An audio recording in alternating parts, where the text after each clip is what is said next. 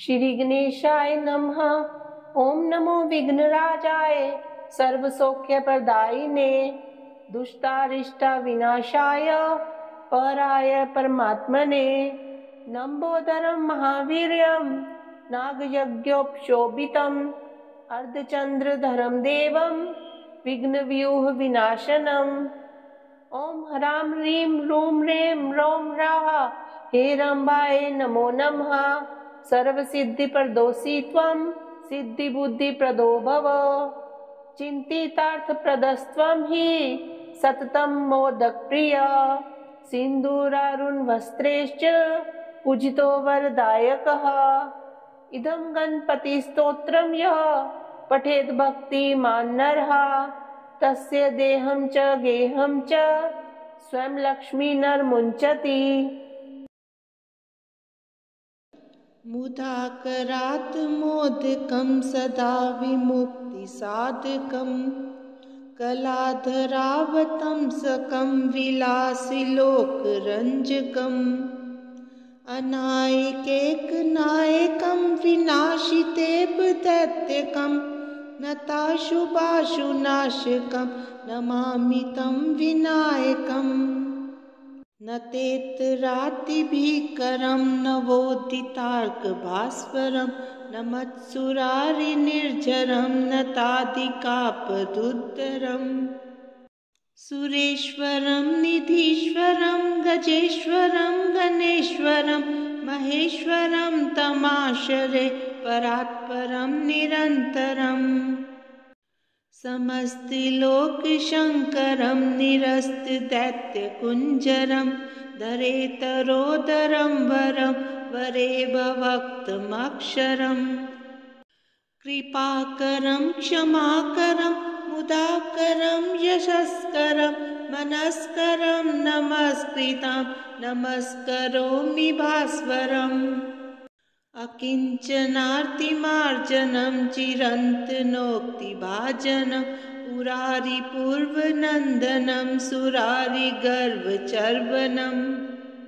परपञ्चनाशभीषणं धनञ्जयातिभूषणं कपोलदानवारणं भजे पुराणवारणम् नितान्तकान्तदन्तकान्तिमन्तकान्तकात्मजम् अचिन्त्यरूपमन्तहीनमन्तराय कृन्तनम् हृदयन्तरे निरन्तरं वसन्तमेव योगिनं तमेकदन्तमेव तं विचिन्तयामि सन्ततम् महागणेश पञ्चरत्नमादरेण योऽन्वहं प्रजलपति प्रभातके हृदि स्मरन् गणेश्वरम् अरोगतां तोषतां सुसाहितीं पुत्रतां समाहितायुरष्टभूतिमभ्युपेति सोचिरात्।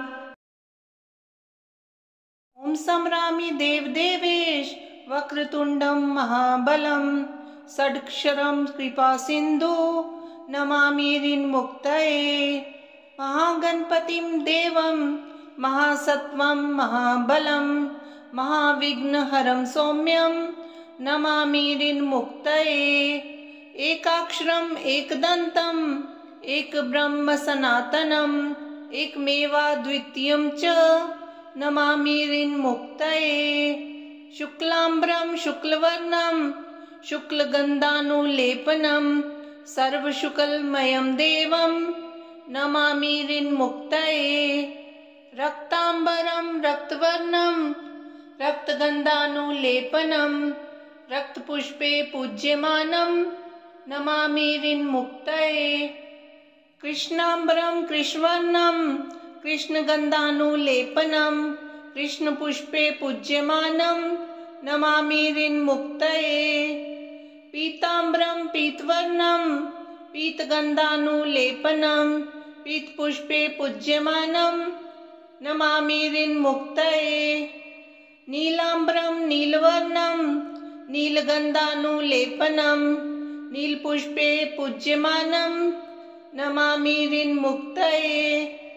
धूम्राम्बरं धूम्रवर्णं धूम्रगन्धानुलेपनं धूम्रपुष्पे पूज्यमानं नमामि ऋन्मुक्तये। सर्वाम्बरं सर्ववर्णं सर्वगन्धानुलेपनं सर्वपुष्पे पूज्यमानं नमामि ऋन्मुक्तये।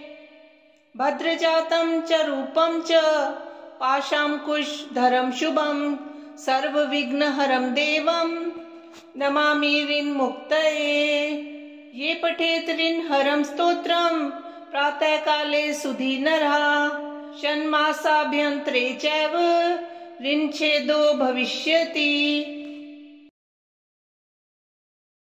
भज गौरीशं भज गौरीशं गौरीशं भज मन्दमते। जलभवदुस्तर जलधिसुतरणं ध्येयं चित्ते शिवहरचरणम्।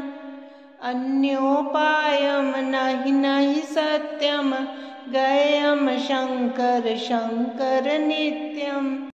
भज गौरीशं भज गौरीशं गौरीशं भज मन्दमते। दारापत्यं क्षेत्रं वित्तं देहं गेहं सर्वमनित्यम्।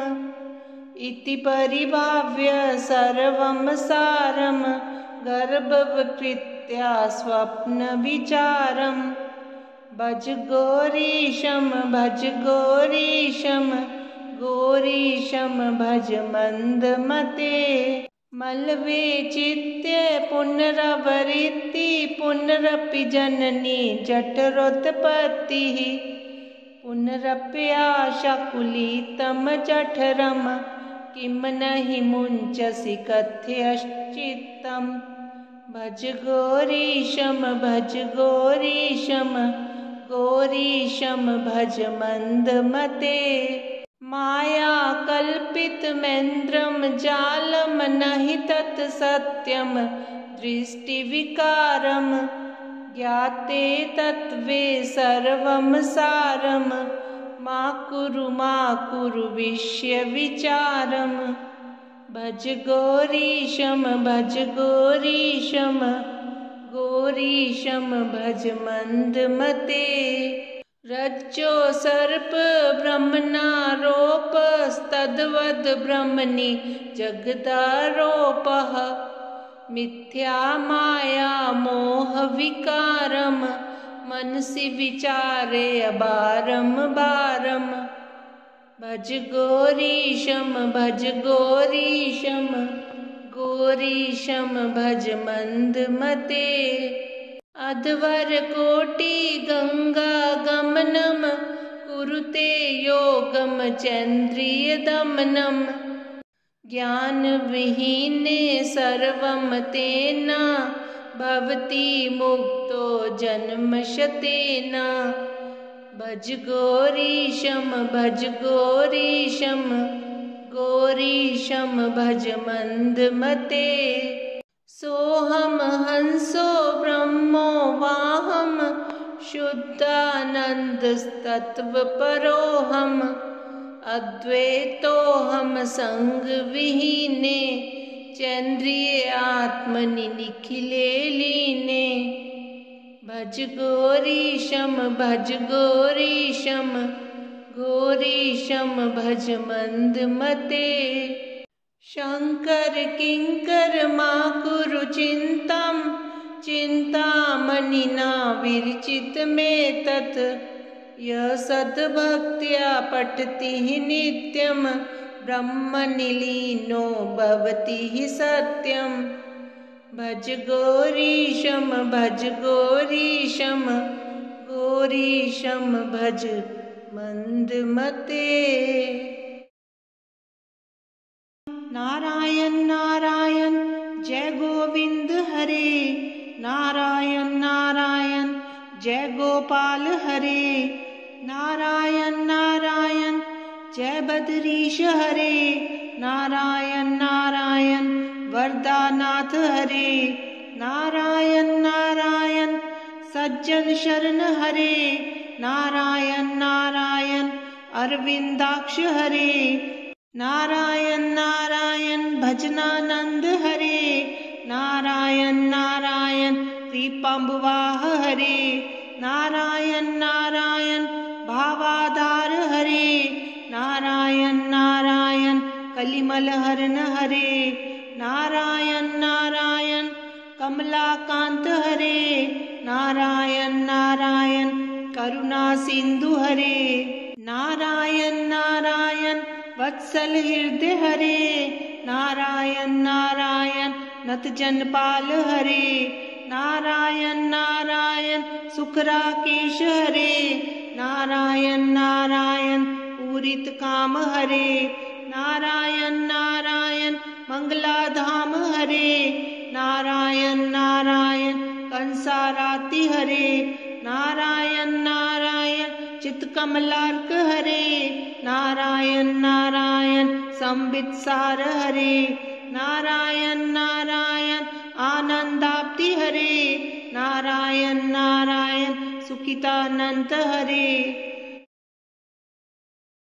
चिदानंद घनम शुद्धम विश्वमंगल कारकम मोक्ष हेतुम हितम विष्णुम वंदे वाराह रूपिणम, नेति नेति श्रुति ब्रुते यस्य रूपम विनिन्यन् परब्रह्म हितं विष्णुं वंदे वाराह रूपिणम्, तत्त्वमसीति वक्तार माविर्भूतं जगत्पतिं श्री सद्गुरुं हितं विष्णुं वंदे वाराह रूपिणम्, रसातल गतां भूमिं गजः कमलिनीमिव उद्धार हितं विष्णुं वंदे वाराह रूपिणम्, अवधीतयो हिरण्याक्षं विश्वकंटक राक्षसं विश्वपाल हितं विष्णुं वंदे वाराह रूपिणम्, धर्मोद्धारवतारोऽयं सज्जनावन हेतुकं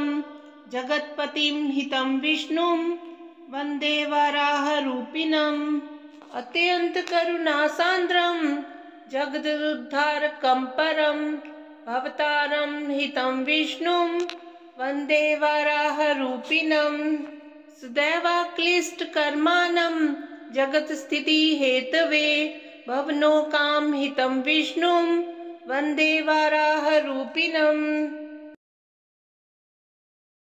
ओम देवानां कार्यसिद्ध्यर्थं सभास्तं समुद्भवं श्री नरसिंहं महावीरं नमामि ऋन्मुक्तये, लक्ष्म्यालिङ्गित वामाङ्गं भक्तानां भयप्रदं श्री नरसिंहं महावीरं नमामि ऋन्मुक्तये, प्रह्लादवरदं श्रीशं दैत्येश्वर विदारणं श्री नरसिंहं महावीरं नमामि ऋन्मुक्तये, स्मरणातः सर्वपापघ्नं कद्रुजं विष्णाशनं श्री नरसिंहं महावीरं नमामि ऋन्मुक्तये, अंत्रमालाधरं शंख चक्राब्जायुधधारिणं श्री नरसिंहं महावीरं नमामि ऋन्मुक्तये, सिंहनादेन महता दिग्दन्ति वैदायकं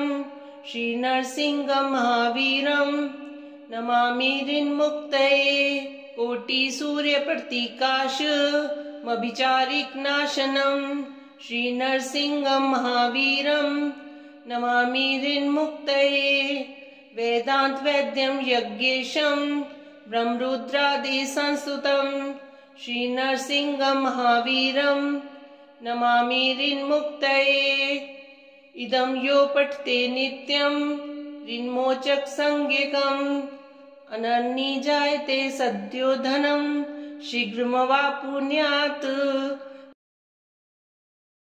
वासुदेवं ऋषिकेशं वामनं जलशायिनं जनार्दनं हरिं कृष्णं श्रीवक्षं गरुडध्वजं वाराहं पुण्डरीकाक्षं नृसिंहं नरकान्तकम् अव्यक्तं शाश्वतं विष्णु मनन्तं अजमव्ययम्, नारायणं गदाध्यक्षं गोविन्दं कीर्तिभाजनं गोवर्धनोद्धरं देवं भूधरं भुवनेश्वरं वेतारं यज्ञपुरुषं यज्ञेशं यज्ञवाहकं चक्रपाणिं गदापाणिं शङ्खपाणिं नरोत्तमं वैकुण्ठं दुष्टदमनं भूगर्भपीतवाससं त्रिविक्रमं त्रिकालज्ञं